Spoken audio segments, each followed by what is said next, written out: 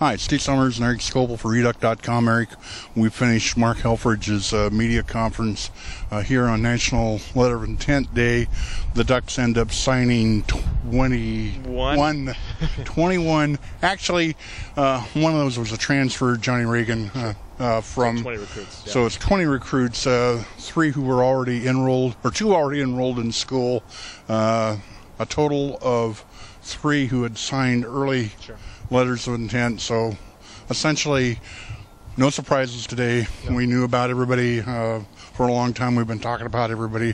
Matrell McGraw and Khalil Oliver made announcements today, but we're basically long-time silent commits to the Ducks. Yeah, I mean, a day without really any surprises. It looks like they held on to all their guys, like you just said. Kind of missed a little bit on 2 names that I think Duck fans hoped they would have gotten. Trey L. and obviously Juju Smith picking USC just about an hour ago was, I don't know if I want to say disappointment, but was a guy that it sounded like they had a shot with that they missed on, and he obviously chose to go with the Trojans. But all in all, as you said, they picked up 20 recruits, and I think they're happy, it's, at least from what Coach Helfrich said, with the needs that they filled. Well, he did mention that if they, in a perfect world, they would have gotten one more big man either on the defensive or offensive side. They didn't get that. They tried, made several attempts and whiffed on them all their attempts. So he said something that they have to put in their hip pocket and work on next year. For next year, exactly. He said he did say that there might be something on the horizon. Didn't get much follow-up on that, and also said that the vetting process, he said there's an 8-step process. Some of the guys just didn't meet all the criteria and they didn't follow through with them. Yeah, well, that's that. They've been selective over the last few years. He did mention that all but 1 or 2 or 3 of them, I think it was, yeah, had been team captains on their teams, which shows good leadership. But still, I mean, this is the sort of class Oregon, with its record, with its these facilities, this is the sort of class that Oregon should expect to get as a minimum.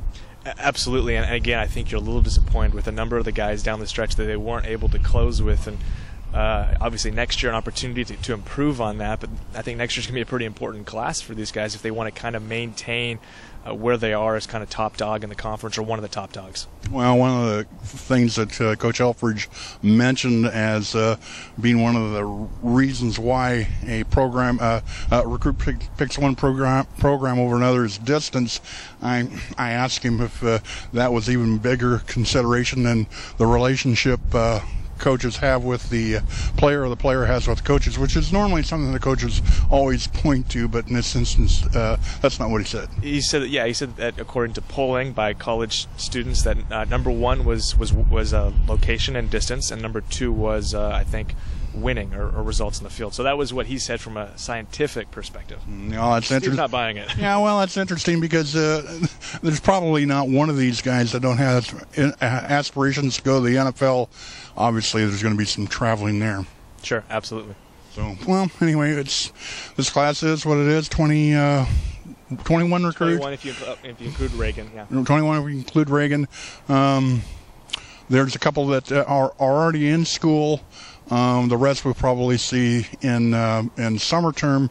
So until then, that's when we'll hopefully hear about how they do in practice.